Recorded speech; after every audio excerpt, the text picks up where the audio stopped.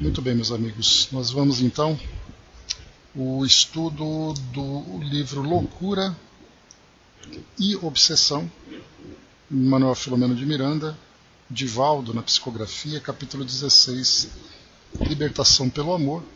Nós estamos na segunda parte desse nosso encontro, né?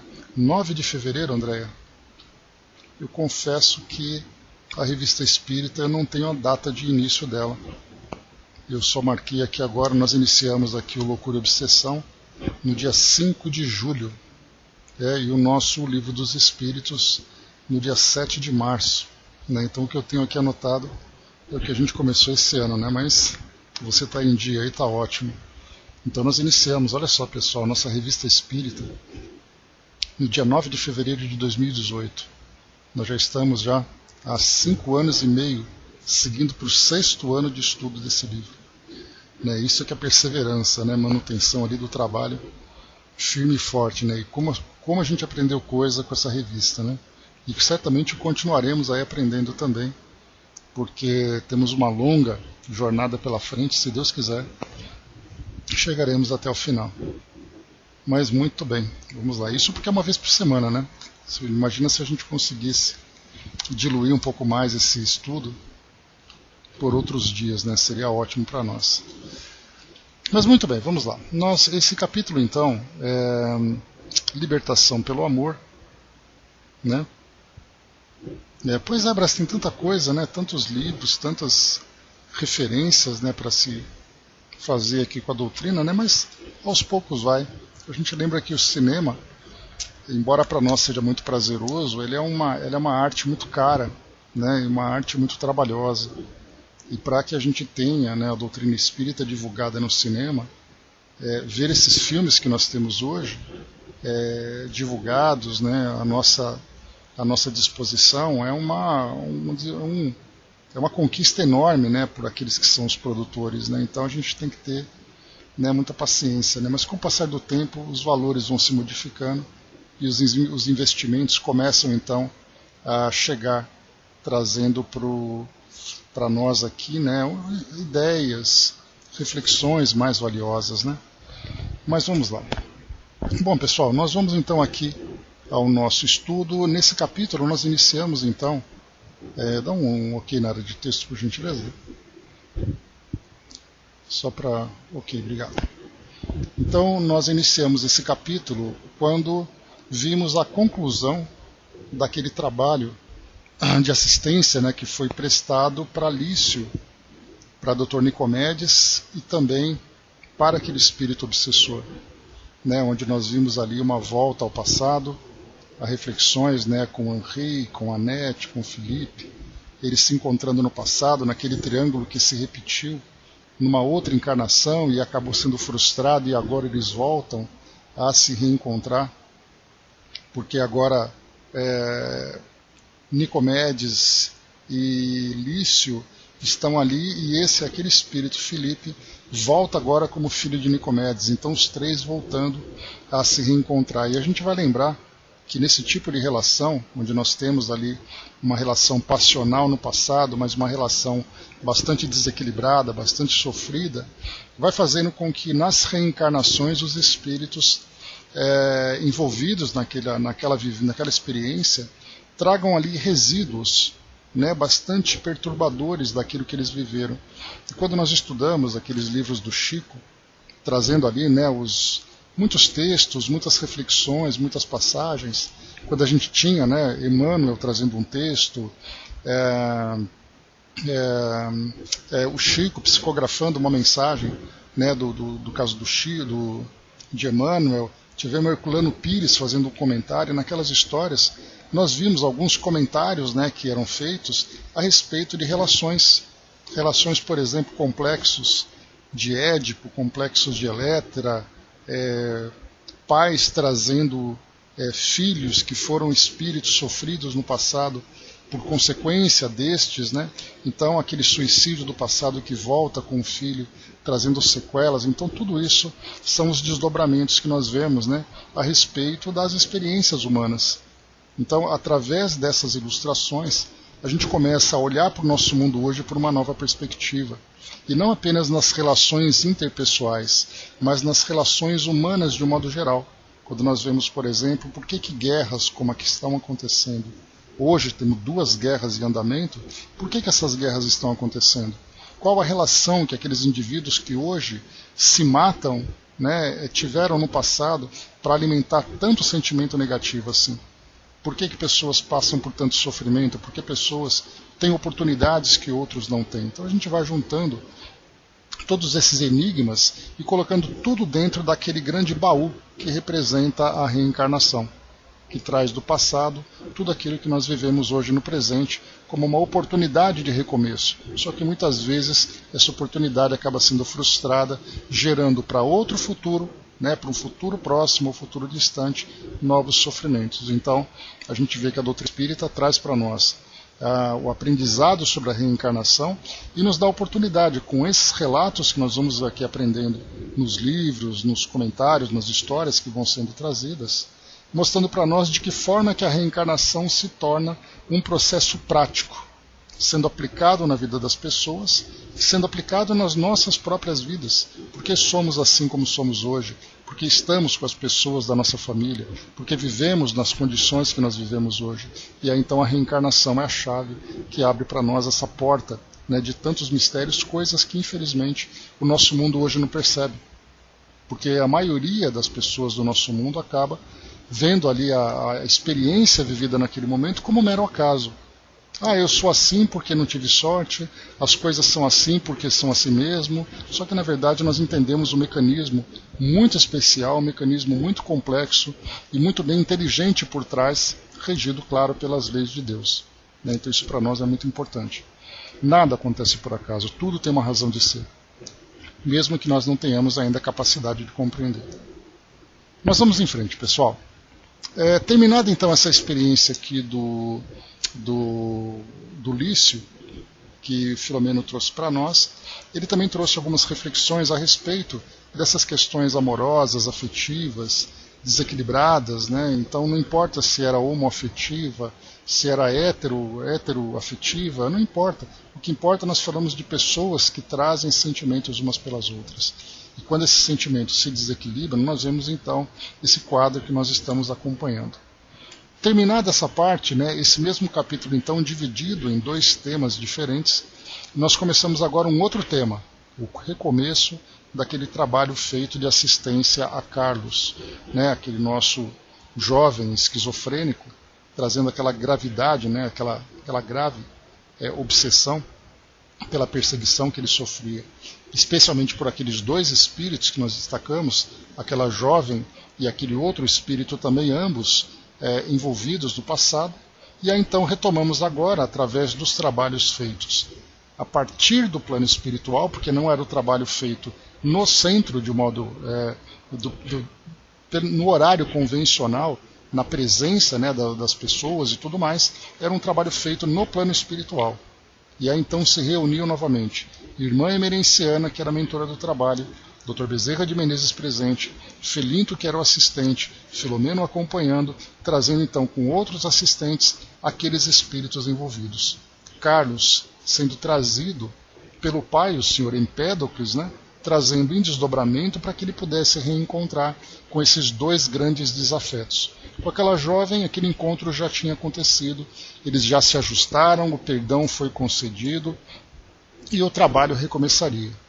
Agora vem aquele outro espírito que se encontrava, que se apresentava com as características de um Exu, né, uma entidade muito poderosa dentro das tradições da Umbanda, mas que na verdade é um espírito que, utilizando aquela aparência, utilizando essa característica, provocava, intimidava, trazia muito medo, né? Então, aqui nós vemos um novo encontro entre eles. Então, eu vou ler um trechinho que nós já lemos na semana passada, no encontro passado, e agora a gente continua aqui então acompanhando a nossa história. Barbosa, bom dia. À hora convencional, rumamos, o mentor e nós, aos labores com a nobre emerenciana, que daria curso à assistência aos adversários espirituais de Carlos. Lembrando sempre que Carlos apresentava aquele desequilíbrio pela sua história pregressa, trazendo ali 2 aspectos graves. Primeiro, o próprio desequilíbrio que ele sofria como consequência daquilo que ele praticou, como sendo um senhor de escravos, bastante cruel e bastante vicioso. E o segundo que nós temos os desafetos que foram criados, fazendo com que esses obsessores o acompanhassem durante esse tempo todo. Lembrando que esses dois espíritos viveram essa experiência com ele há mais de 150 anos. Então é de lá para cá que esse desafeto acontece. Imaginemos então 150 anos de sentimento de ódio, de uma profunda obsessão para destruir esse espírito que foi aquele seu inimigo. E agora o trabalho desses espíritos, irmã Emerenciana, Dr. Bezerra de Menezes, dois espíritos com grande conhecimento, para poder tentar dissolver, né, todo esse ódio que foi criado entre eles. Né? Bom dia, Osmar. Então, seguindo aqui para nós. Conforme sucedera nos serviços já referidos, foram trazidos em desdobramento pelo sono os médiuns adestrados, e o amigo Empédocles se encarregou de conduzir o filho ao recinto. No caso aqui, Carlos, né? Felinto, sempre solícito, permaneceu conosco aguardando poder ser útil em qualquer oportunidade. Aqui o Felinto, a gente lembra, ele era aquele especialista que trabalhava ali, né, com forças fluídicas, com energias, né, que os espíritos acabavam utilizando. Né? Aqui ele explicou para Filomeno de Miranda aquele trabalho de magias que eram feitas. Então, dentro daquele nome de magias, magia negra, magia branca e coisa e tal, segundo as tradições da Umbanda, e aí então ele explicou que na verdade o que ele trabalhava era com essa manipulação de fluidos por parte desses espíritos, né? De que forma que ele ajudava a dissolver essas cargas magnéticas que eram direcionadas dentro desses processos obsessivos. E continua. É importante, né? Interessante que a gente vai desmistificando muitos nomes, né? Então, entidades que trazem alguns determinados nomes, práticas que são feitas, que dentro da nossa cultura tem ali determinados tipos de poder, e a gente vai para o plano espiritual, começa a entender que nada mais, nada menos do que são espíritos manipulando fluidos. E dão aquele colorido místico, aquele colorido muitas vezes fantasioso, apenas para trazer para nós uma visão distorcida da realidade. Mas que tudo isso acaba sendo desmistificado depois. Não simplificado, porque isso são trabalhos complexos, mas nós desmistificamos, tirando então toda essa maquiagem que é colocada e vemos ali o processo exatamente da forma como ele é. Iniciada a reunião, após as providências de defesa e conferida a prece pelo Dr. Bezerra, a diretora mandou que trouxessem o irmão infeliz, que se caracterizava de Exu, ali havendo recuperado a forma e mantido o intentamento para a etapa que ora se realizava. Então aqui foi falado sobre essa mudança das características físicas, entre aspas, né, que ele apresentava, pelo fato dele ter, através dessa plasticidade, modificado a sua aparência, seja lá por que motivo for, para provocar intimidação, medo, qualquer coisa assim, e aí então fazendo com que ele regressasse naquele seu passado, a sua forma humana voltou ao natural. Só que aqui, como foi colocado para nós, adormecido, porque ele estava inconsciente, apresentando ainda compreensíveis deformações, foi conduzido ao médium de psicofonia e logo despertado pela hábil coordenadora da tarefa. 2 pontos aqui então. As deformações que ele trazia, pelo fato, né, que o perispírito, nós vamos aprendendo isso gradualmente com os espíritos, o perispírito ele é muito plástico, ou seja, ele é um elemento que nós utilizamos como corpo espiritual, como corpo fluídico, que ele é muito vulnerável, ou melhor, ele é muito, a palavra certa seria, ele é muito volátil. Então o nosso pensamento provoca mudanças muito rápidas, muito simples nele, bastando apenas que nós tenhamos uma concentração, consciente ou inconsciente. Então no momento em que nós nos vemos com determinada característica, essa imagem que nós criamos de nós mesmos, o perispírito vai naturalmente se moldando, diferente do nosso corpo físico. que ele é matéria, e sendo matéria, ele passa por processos, né, muito... são processos muito lentos de mudanças quando acontecem. Nós vamos vendo, por exemplo, né, a nossa mente provocando mudanças no nosso sistema imunológico, fazendo alterações genéticas, no caso, por exemplo, de doenças que vão surgindo pelo fato de nós termos determinados condicionamentos. E isso demora anos para acontecer, quando acontece. Já no caso, por exemplo, de perispírito, a concentração, a intensidade da concentração já promove essa mudança. E aqui nós vamos encontrar, então, por exemplo, aqueles espíritos que desencarnam. A desencarnação daquele indivíduo, a aparência que ele tem no plano espiritual, é a aparência que ele tinha quando desencarnou, porque era assim que ele se via, era assim que ele se acreditava ser.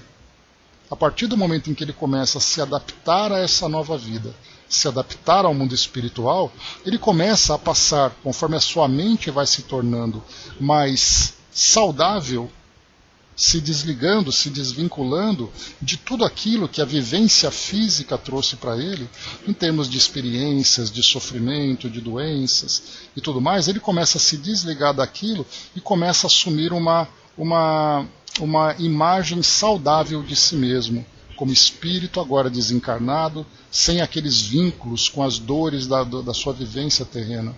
E aí então essa própria transformação mental vai fazendo com que o seu corpo perispiritual responda também a isso. Então a mente pode distorcer, deformar, como pode formar e equilibrar, dependendo das condições mentais de cada espírito. E aqui nesse caso nós encontramos esse espírito que ficou durante 1,5 séculos consumido por esse ódio, vivendo experiências das mais dolorosas. Então nós podemos imaginar o tipo de deformação que ele provocou em si mesmo. Então aqui nós temos, nesse caso, ele já volta à sua experiência anterior, apresenta algumas compreensíveis deformações, mas se encontra em processo de restabelecimento, que vai ser difícil pelas condições em que ele se encontra. Que ele se encontra ainda muito endurecido, muito revoltado. É agora que ele vai começar a passar por esse esclarecimento que nós vamos acompanhar. André colocou aqui para nós: creio que por isso somos capazes de modificar nosso estado de doente, focando saúde pelo nosso perispírito. Né? E hoje, André, essa mesma ideia, né, a Dídima, tadinha, está segurando, né, Dídima? Essa ideia que a gente tem hoje de... a gente sabe, né, aquela máxima trazida lá da época dos nossos irmãos gregos, né, a mente sã promove um corpo são. Né? Então hoje nós temos várias técnicas de meditação, psicoterapias que são feitas, né, que nos ajudam, mas isso é visto de um modo muito superficial, porque se nós nos entendêssemos, nos víssemos de fato como espíritos imortais que somos, e entendêssemos o poder da nossa mente e o efeito que a mente provoca sobre o perispírito, que por sua vez afeta o nosso corpo físico, se nós tivéssemos esse domínio, tivéssemos esse entendimento e tivéssemos essa força de vontade para promover essas transformações, certamente essas doenças sumiriam. E é o que nós vamos encontrar, essa expectativa que nós temos de estarmos no mundo, um mundo regenerado, onde as nossas mentes regeneradas nos auxiliarão a nos livrar de muitas dessas doenças que hoje nós sofremos. Que aí a gente vai lembrar mais uma vez Emmanuel, né? Não existem doenças, existem doentes. No momento em que nós nos tornarmos espíritos saudáveis, as doenças desaparecerão. Né? Pois é, Brás, né? E o mundo favorece cada vez mais para que a gente embale esse carro sem freio, ladeira abaixo, né? Promovendo todas essas transformações que nós infelizmente vivenciamos. André lembrou também, né, que sem contar o ódio que sentia, que aumentava a sua deformação, no caso do nosso amigo aqui. Então ele trazia as dores da época, porque ele, sendo um ex-escravo, naquela época ele sofreu todas as torturas, né, que eram vividas naquela época. Ele desencarna naquele sofrimento, com aquele ódio, que nós vamos conhecer um pouco da sua história agora, com aquele ódio todo, e isso refletia, da sua mente, refletia no seu corpo físico. Então, assim, o perispírito é esse corpo, né, plástico, fluido, que sofre facilmente as influências do nosso pensamento. tanto positivamente como negativamente. Mas vamos lá, vamos à nossa história. E aqui tem outro ponto também que ele fala sobre o médium de psicofonia, a gente já comentou, o trabalho mediúnico feito no plano espiritual. O espírito estava adormecido, o médium então, ele acaba se manifestando através do médium, e aí então o diálogo acontece com o médium. Então isso é algo também que a gente guarda aqui na nossa gavetinha, esperando melhores esclarecimentos sobre o trabalho mediúnico no plano espiritual. Agora vamos em frente. Denotava cansado e alguma turbação psíquica, defluentes dos fluidos tóxicos largamente ingeridos e cuja eliminação abrupta produzira-lhe o esvaziamento interior, embora só a longo prazo venha a libertar-se totalmente. Com a voz pausada, a benfeitora trouxe-o à atualidade e explicou-lhe. Sabemos a das razões do seu suplício, e aqui estamos para ajudar-te. Filho de Deus que és, quanto também o somos, chega o momento da tua renovação, e compreenderás a sabedoria da justiça divina. Antes, porém, recua no tempo e volve à senzala, ao poste de sacrifício. Recorda.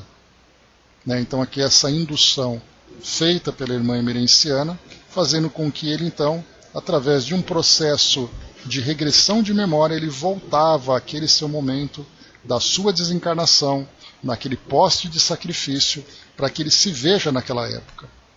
Porque é através desse retorno no tempo que ele vai conseguir trabalhar lá atrás aquilo que provocou sofrimento nele até então. O sofredor cerrou as pálpebras do médium e caiu em prantos de dor e de revolta, impossibilitado de falar.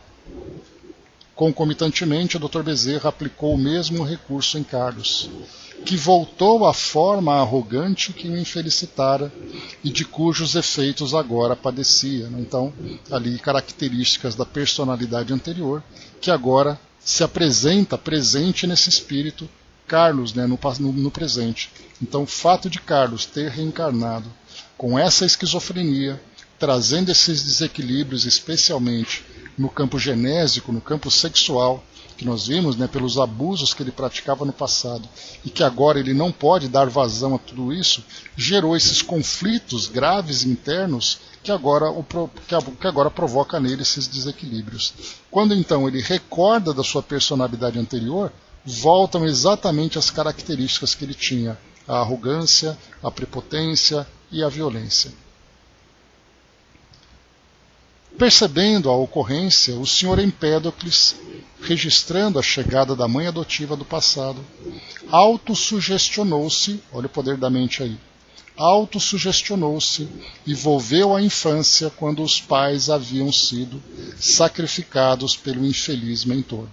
Então, quando se fala autossugestionou-se, mostra o autocontrole que esse espírito já tem, com a capacidade que ele pode, então, de modificar as suas características perispirituais, e aqui nesse caso ele volta a uma personalidade anterior, que quando criança, ele então viveu a experiência junto com esse grupo. E aqui então ele fez por indução própria, enquanto que os outros precisam da indução, no caso aqui de alguém que conduz esse trabalho.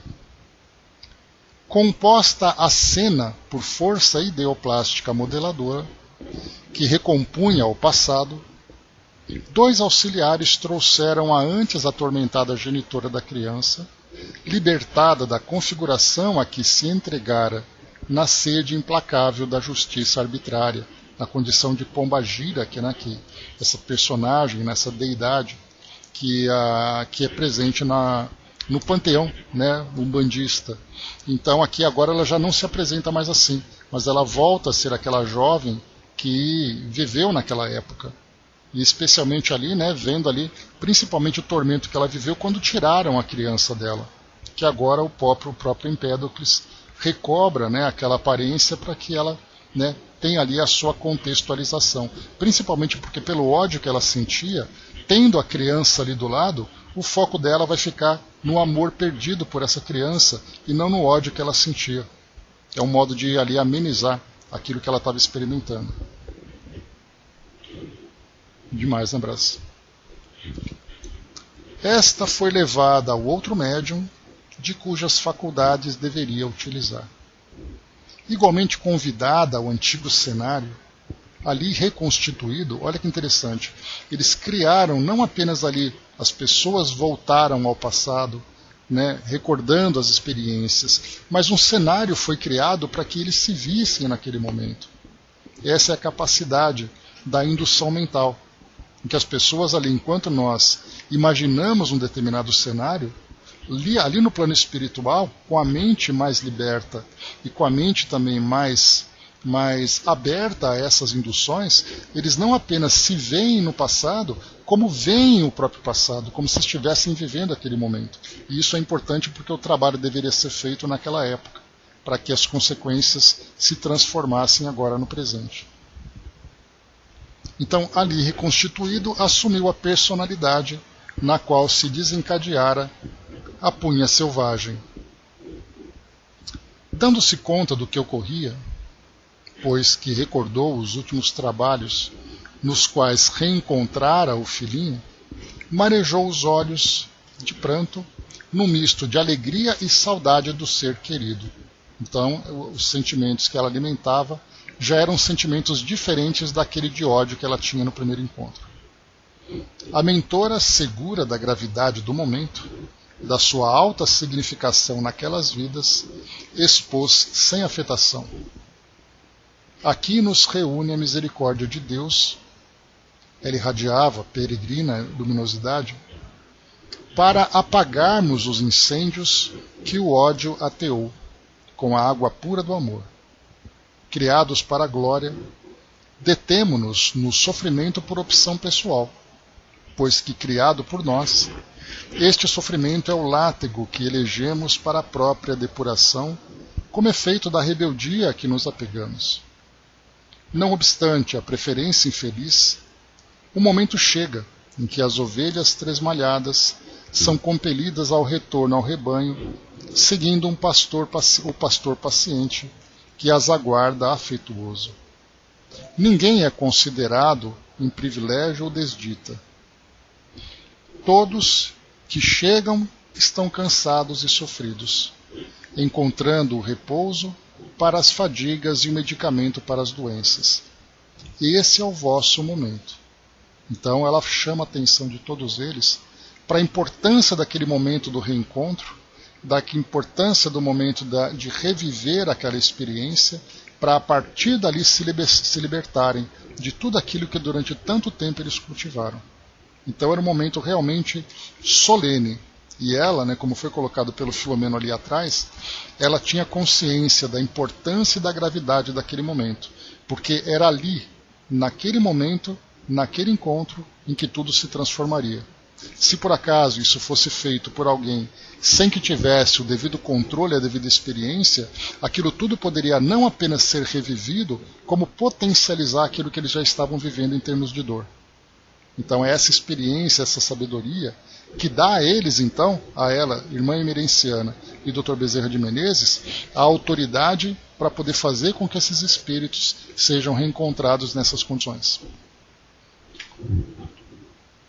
O irmão José Manuel continuou, acercando-se do antigo escravo, desejou não há muito destruir outra adversária do seu verdugo, por desejá-lo apenas para si, constatando que a maior força é a do bem.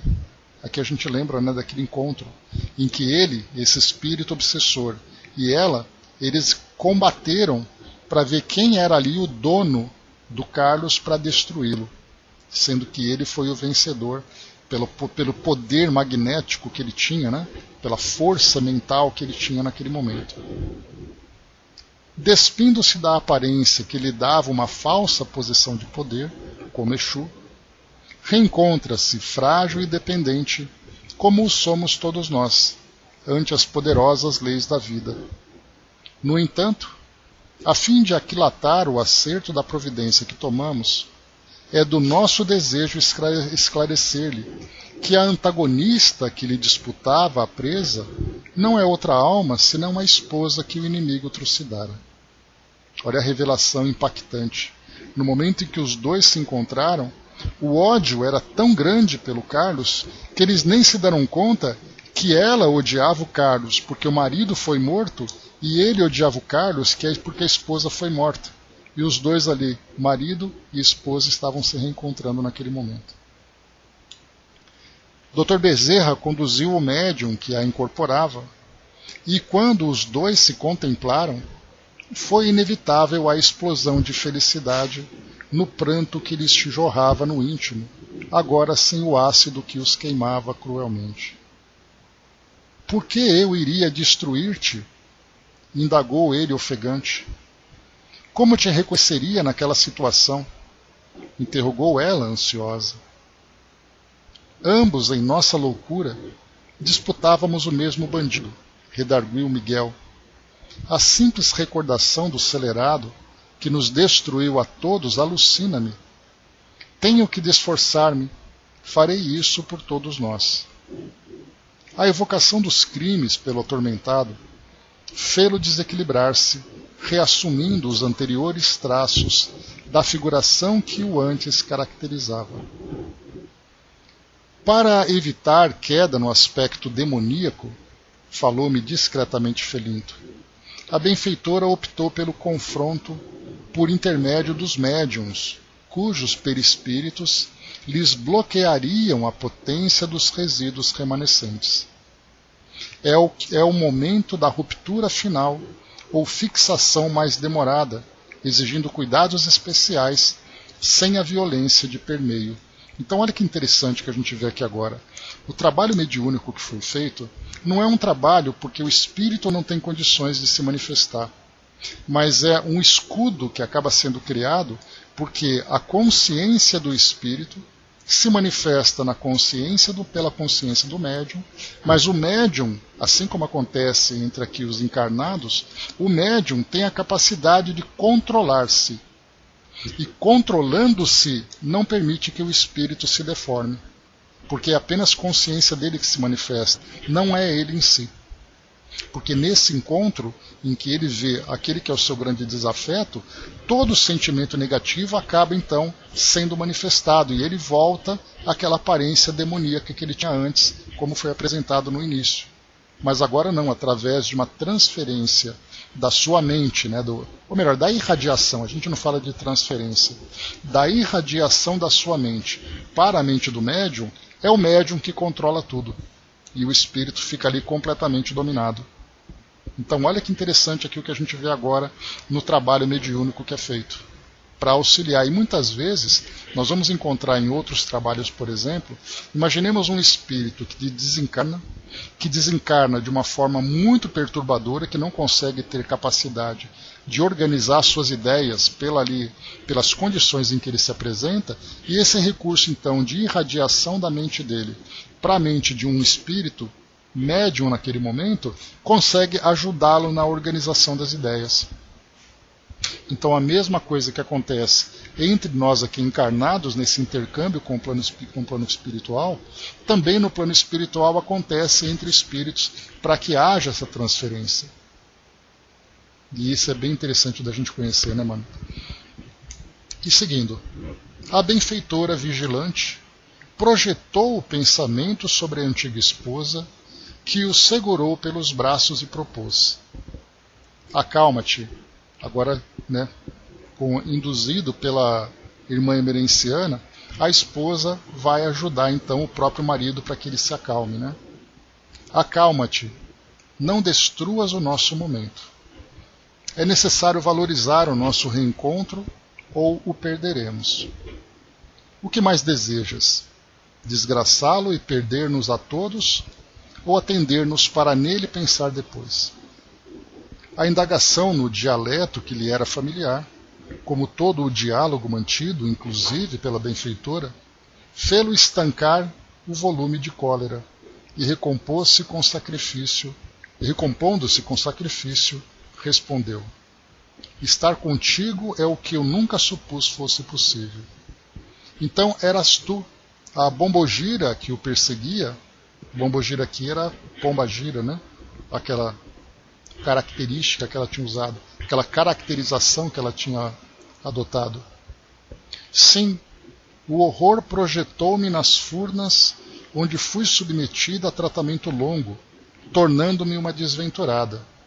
Isso, no entanto, já não importa. Aqui também outro detalhe, né? É interessante que cada parágrafo tem algo interessante para a gente observar.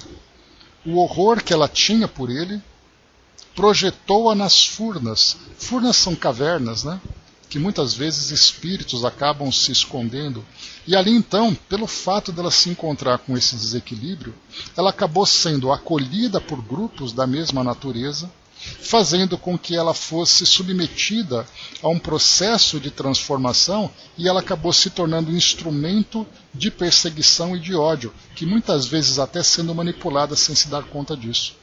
Então ela achava que ela estava buscando a vingança e na verdade ela estava sendo induzida a fazer aquilo. E segue. Ela continua telementalizada, então a irmã emerenciana continua ali ajudando a que ela converse com o esposo, né, o então esposo, para levar para ele esse esclarecimento.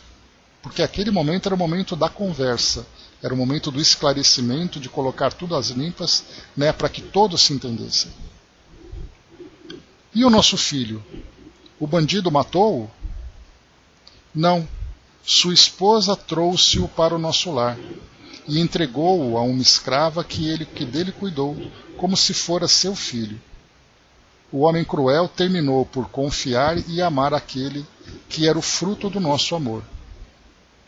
Chegando o seu momento, a senhora que o retinha nos braços aproximou-se, distendeu a mãezinha, que o recebeu e o apresentou. Vê, é ele, nosso anjo.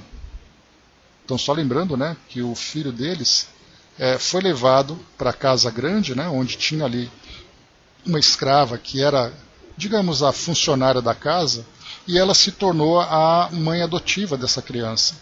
E ela acabou sendo adotada pela família. E aí então esse jovem cresceu, acabou se tornando, né, pelo fato da esposa não conseguir ter filhos, a esposa de Carlos não conseguir ter filhos naquele momento, acabou criando como se fosse um filho. E ele acabou crescendo, acabou aprendendo a lidar com a administração da empresa, se tornou um filho mesmo para eles. Até que ela então teve o próprio filho, que acabou se tornando um irmão ali, né, um irmão adotivo dele também. Então, apresentando essa realidade para o marido, mostrou então que aquela criança que eles acreditavam morta tinha na verdade se desenvolvido muito bem, foi muito bem cuidado, exatamente por aqueles por quem eles mais odiavam. E ele segue.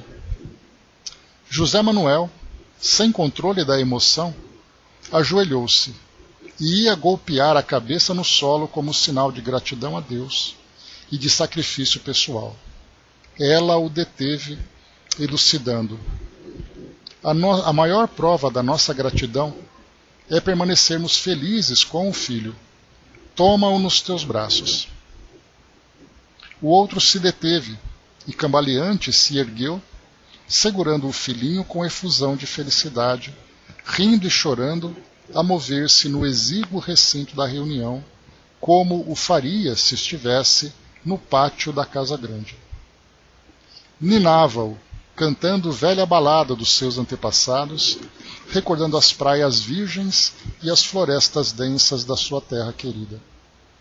Estávamos igualmente comovidos. Assim mergulhamos na oração gratulatória e intercessória ao mesmo tempo, pelos e em favor dos envolvidos naquela demorada e maléfica trama que o amor agora desarticulava. A esposa o interrompeu, conduzida pela poderosa mente da irmã emerenciana, e falou: estamos gratos sim a Deus. Agora é a parte do sacrifício. Em vez de ferires a cabeça, é o momento de abrirmos o coração. Que faremos então? Indagou sorrindo. Perdoaremos a quem nos molestou, mas guardou em paz o filhinho para nós. Tomado pelo impacto da surpresa, ele tentou devolver-lhe a criança e rebateu: nunca o farei. Ia entrar no desconcerto da emoção atormentada, quando ela retrucou: de Deus é o filho, de Deus é a vida. Se Deus o perdoa, por que não nós não o faremos? O pai nos devolve o filho, por que nós não lhe podemos restituir a paz? O nosso pesadelo no ódio foi muito longo. Enquanto enveredamos pela treva, nosso filhinho seguiu a claridade do bem. Quando morreu, veio em nossa busca e não nos encontrou. Soube da nossa infinita desdita, porém não pôde rever-nos nem estar conosco. Teria que lutar muito para nos socorrer um dia, e foi o que passou a fazer. Essa batalha vem ele travando há mais de um século. Reencarnou-se e fez-se pai, pois que assim é a roda das existências, recebendo nos braços para que se pudesse redimir aquele que nos jogou no calabouço da infinita aflição. Lembrando então que Carlos agora era o filho doente do Empédocles, já desencarnado, que era então aquele filho adotivo do passado. Fica sabendo, portanto, que o nosso adorado filho de ontem foi há pouco tempo na Terra o amado pai do nosso infelicitador. Como pedimos a Deus que nos concedesse o filho em paz, este pai suplica pelo filho desditoso, a fim de que sejamos irmãos em resgate redentor. A gente vê aqui as ideias muito bem articuladas que ela está mantendo, exatamente porque, na verdade, ela é a irmã emerenciana que, através dela, trazia esse esclarecimento. José Manuel deteve-se perplexo. Demorou-se raciocinando e agitando-se, andou de um para outro lado, por fim balbuciou fulminado. Que estratagema! Não sei se é abençoada ou maldita a circunstância. Se nos vingarmos, teremos que infelicitar o filho amado daquele que é o nosso filho querido. Sim, e como nos verá ele a conduta? Está conosco, utilizando-se da forma correspondente à idade com que deixamos na terra. E os crimes que o bárbaro cometeu contra nós? Praticou-os contra ele mesmo. Observa-o humilhado e sob controle, quanto nós próprios nos encontramos. Ele tem sofrido a nossa presença nefanda. Há quanto tempo?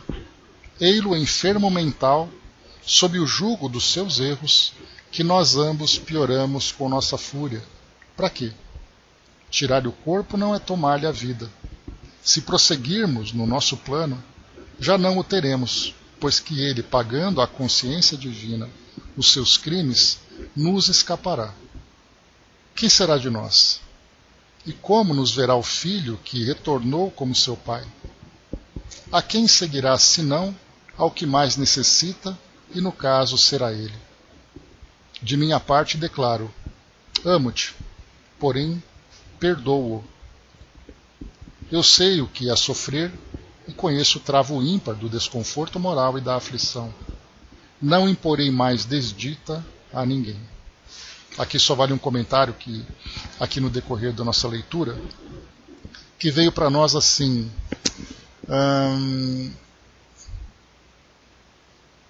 Aqui.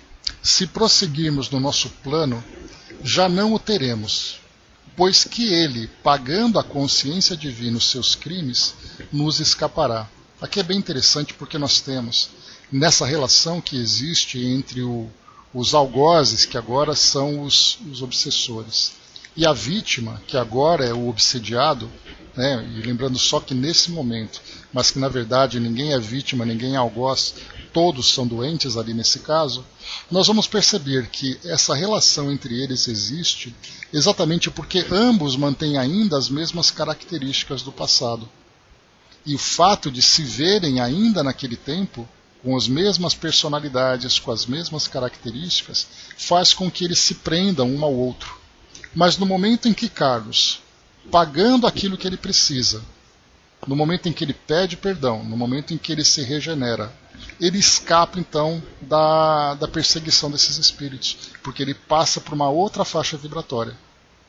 Isso faz lembrar um estudo que a gente já fez há um tempo, quando falávamos sobre casamentos, sobre famílias, E nesse caso nós temos então um casal, imaginemos o seguinte cenário.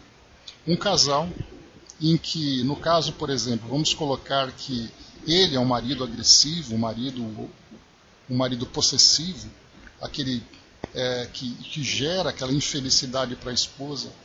E a esposa vivendo com abnegação, com dedicação à família, sem se tornar, né, aquela que se vingaria nele no futuro. E aí então ambos desencarnam. Ela como um espírito equilibrado, ela como um espírito forte, suportando aquela experiência com toda a dignidade dentro daquilo que é possível para as condições dela, e ele, aquele espírito adoecido por algum motivo do passado, retorna nessas condições. Ambos desencarnam. A questão que nós colocamos é, eles vão se reencontrar no futuro? Será que ele continuará sendo um perseguidor dessa esposa no plano espiritual? Nós veremos que não, porque ambos se encontram em faixas diferentes. Ela, um espírito mais equilibrado, ela vivenciando já no plano espiritual, adaptada, esclarecida e tudo mais, e ele, por sua vez, continuando, vivendo ainda o seu desequilíbrio. Muitas vezes em busca dessa esposa, sem poder encontrá-la, porque ela simplesmente não está na mesma faixa que ele. Então vemos ali dois indivíduos que conviveram no mundo físico, mas que espiritualmente estão em graus diferentes de evolução. Aqui no momento, então, em que ele começa a se reajustar perante a consciência divina, esses espíritos já não têm mais acesso a ele. Eles continuarão alimentando esse ódio, mas não terão mais contato com ele, porque agora estão em planos diferentes. Então é para a gente poder perceber que o estado evolutivo de cada um, embora estejamos todos na mesma condição, aqui no mundo físico, encarnados, convivendo, muitas vezes presos, né, por laços da programação reencarnatória, quando no momento em que desencarna, cada um segue o seu destino. Eis aí então que a gente percebe como é estar em estágios evolutivos diferentes. No caso dela, então, aqui, ela, induzida pela irmã emerenciana, traz então para nós essa visão de que essa posição de que agora ela se desvincula desse espírito. E ela procura fazer com que agora o amado marido também deixe, embora ele sinta ainda, né? Lembrando mais uma vez que esse é o primeiro contato que ele tem. Imaginemos que ele viveu mais de um século perseguindo e querendo a destruição dessa pessoa. Essa é a primeira vez que ele tem um contato lúcido com essa realidade. Quando ele se encontra com a esposa, quando ele se encontra com o filho, e é aquele momento de tomar uma decisão. E aí ele poderia até dizer aqui, a gente não seguiu ainda com o fim da nossa história, ele poderia até dizer, tá bom, eu não vou mais persegui-lo. Mas o fato dele decidir que não vai persegui-lo, não significa que aquele sentimento continuará vivo dentro dele. E vai demorar muito para que ele possa transformar aquilo, digerir tudo aquilo, começar a se transformar. E somente talvez daqui 2 ou 3 encarnações é que ele vai estar completamente lúcido, completamente distante daquele passado que ele vivenciou. Até porque, como a gente lembra, né, nós pegamos aqui, né, quando a gente fala sobre tramas reencarnatórias, nós acompanhamos essa história no momento em que os dois, o casal e o filho, chegaram ao Brasil na condição de escravos e foram para aquela fazenda. Acompanhamos Carlos como sendo esse senhor de escravos, recebendo e trazendo, né, toda essa dor e esse sofrimento para aquele grupo. Qual é a história que eles têm antes disso? E aí então a gente vai para o passado e percebe então que o ciclo da reencarnação vai colocando cada indivíduo numa situação apropriada à sua condição, à sua necessidade evolutiva. Só que para nós, quando nós falamos numa justiça que vai acima da nossa visão, nós não temos uma visão clara e ampla para poder analisar isso com frieza. Se nós olharmos, por exemplo, alguém que passa por um sofrimento na nossa sociedade, é difícil para nós imaginar que aquela pessoa está reencarnada vivendo no meio que é necessário para ela, porque ela mesma muitas vezes se colocou naquela condição. Porque hoje nós vemos pessoas inocentes sofrendo, pessoas inocentes morrendo, sendo destruídas. Mas quando nós vemos, né, lembrando aquele título do professor Hernani Guimarães Andrade, se não me engano, não é dele não, é do Nossos Filhos São Espíritos, esqueci o título do livro, o nome do autor. Mas quando nós pegamos ali, Emílio Miranda, lembrei, quando nós pegamos Nossos Filhos São Espíritos, esse título desse livro ele é muito profundo, porque nos faz perceber que todos nós somos espíritos. Então aquilo que nós vemos hoje no nosso mundo de pegarmos, por exemplo, um contexto de guerra, como nós estamos acompanhando. Por que aquelas pessoas estão ali? Elas estão ali sofrendo gratuitamente? Ou é uma necessidade evolutiva que temos? Então, a quantidade de informações que nós trazemos hoje para analisar aquela questão vai dizer para nós que tudo aquilo que está acontecendo é injusto. E nós nos perguntaríamos, onde está Deus que não faz nada para acabar com aquilo? Onde está a justiça divina tão perfeita que permite que aquele tipo de coisa aconteça? E aí, olhando por uma perspectiva muito mais elevada, nós vemos exatamente a justiça divina fazendo com que todos eles experimentem experiências necessárias para a evolução. Mas nós não temos conhecimento para isso ainda. Nós não temos maturidade para analisar essas questões dessa forma tão racional. Porque nós somos passionais. Nós vemos pessoas sofrendo. Mas nós não sabemos por que elas estão sofrendo. E para nós a ideia da injustiça é a primeira imagem que vem na nossa mente. E não a ideia da justiça, pelo fato de nós não conhecermos o passado daquela sociedade, daquela comunidade. E a gente, essa lei de destruição, lei de reencarnação, várias leis, o Brás, que vão sendo colocadas em prática, e nós mal entendemos o significado real delas. André colocou aí, por vezes achamos que essa mudança ocorre como num passe de mágica. Só lendo, estudando e refletindo aprendemos que com nossos erros constantes poderemos levar muitas encarnações para acertar, não seremos bonzinhos de repente no plano espiritual. Aquilo que eu comentei ontem, inclusive, ninguém dorme ruim, ninguém dorme odioso e acorda amoroso. A transformação de um estado para outro é uma transformação lenta, é uma transformação trabalhosa, é uma transformação muitas vezes até dolorosa, mas ela acontece no seu devido tempo. Não no nosso tempo, mas no seu devido tempo. E quando nós vemos esses contextos acontecendo no nosso mundo hoje, esses contextos de ódio, de destruição e tudo mais, nós estamos vendo processos se desenrolando. Nós não conseguiremos ver começo e fim. Nós estamos vendo parte do processo.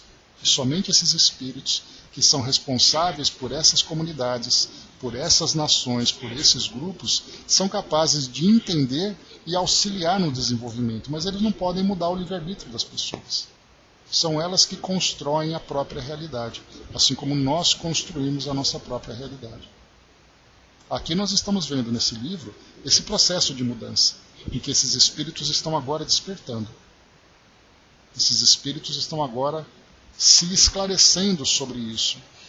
E têm a oportunidade de, a partir daquele momento, fazer diferente no futuro. Mas olha quanto tempo isso demorou para acontecer.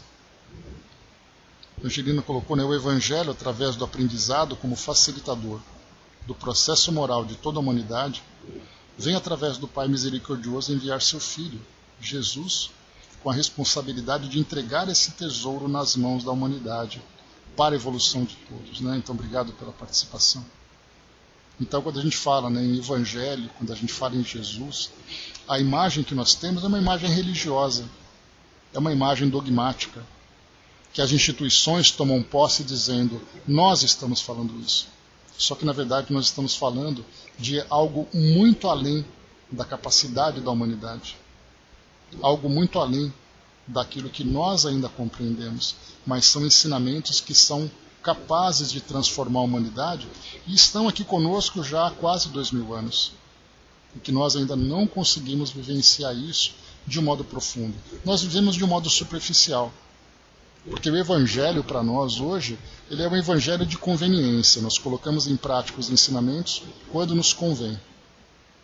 Porque a aplicação dele exige de nós o sacrifício de nós mesmos.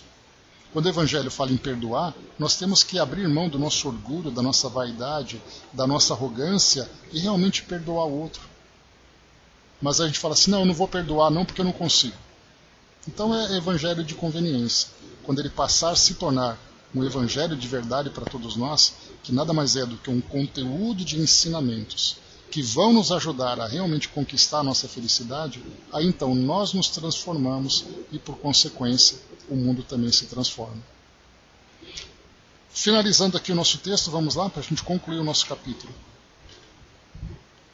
O interlocutor, Fagundes Barbosa, o interlocutor estava algo aturdido. Assim mesmo, num relance de claridade, fitou a mulher e o filhinho nos seus braços e derreou-se na cadeira, acedendo com débil voz. Não há outro caminho a percorrer. Peço a Deus que me perdoe também e nos ajude nessa conjuntura imprevista. A esposa voltou a abraçá-lo e a irmã emerenciana, tomando o centro da sala, explicou. Estranháveis a dor que vos macerava até há pouco e pedíeis justiça.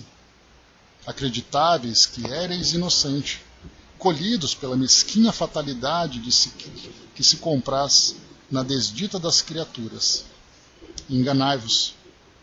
O eito da escravidão foi feito de loucuras que praticastes em existências passadas na Europa, donde fostes degradados em espírito, para renascerdes na África, que vos proporcionaria o Calvário libertador. Olha só a revelação começando a surgir.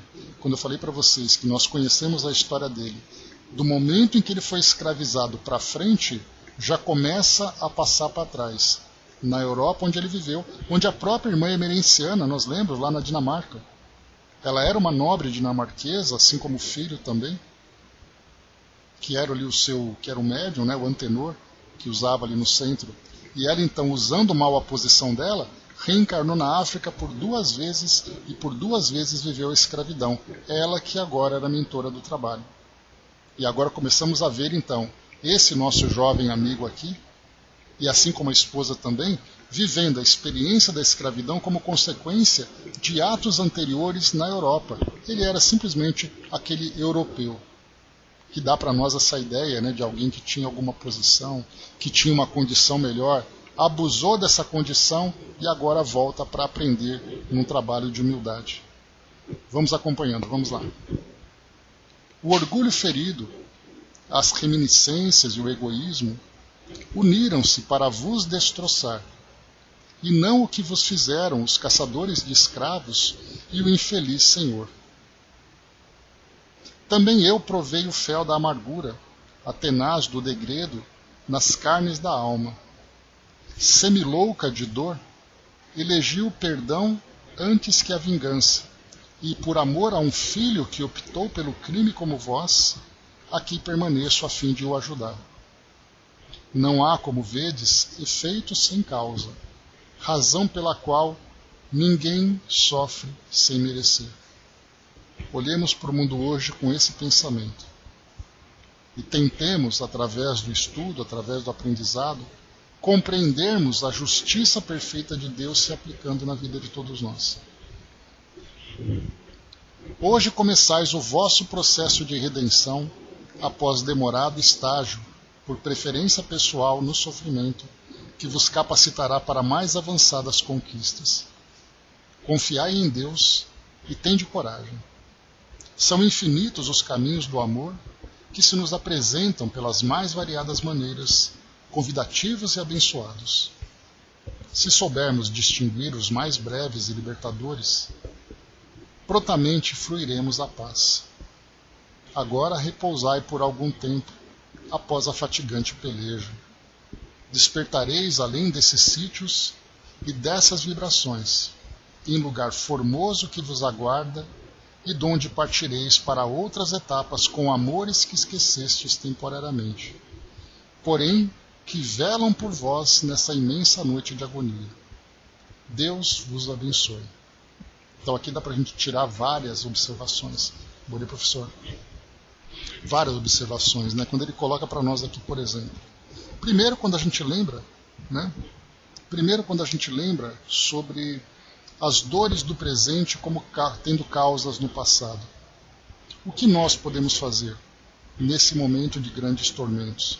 Fazermos aqui as nossas melhores preces, as nossas melhores vibrações, envolvendo aquelas pessoas que estão sofrendo, muitas vezes pelo próprio desequilíbrio.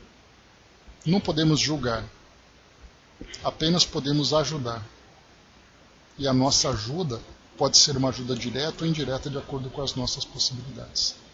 Segundo ponto importante, olha que interessante que foi colocado para nós aqui. Ele então será levado, eles serão levados para um outro ambiente formoso, um lugar formoso que os aguarda, donde partirão então para outras etapas com amores que esquecestes temporariamente, porém que velavam por vós. Então, outros espíritos que os acompanhavam naquele processo, que não são mencionados aqui para nós, mas podemos imaginar, por exemplo, as nossas gloriosas mães, que poderiam, como desencarnadas, acompanhar os filhos na condição de escravos, de sofrimento. Eles, então, rebeldes, e essas mães, esses filhos, esses amores, tentando acompanhá-los. Então, aqui voltarão a se reencontrar.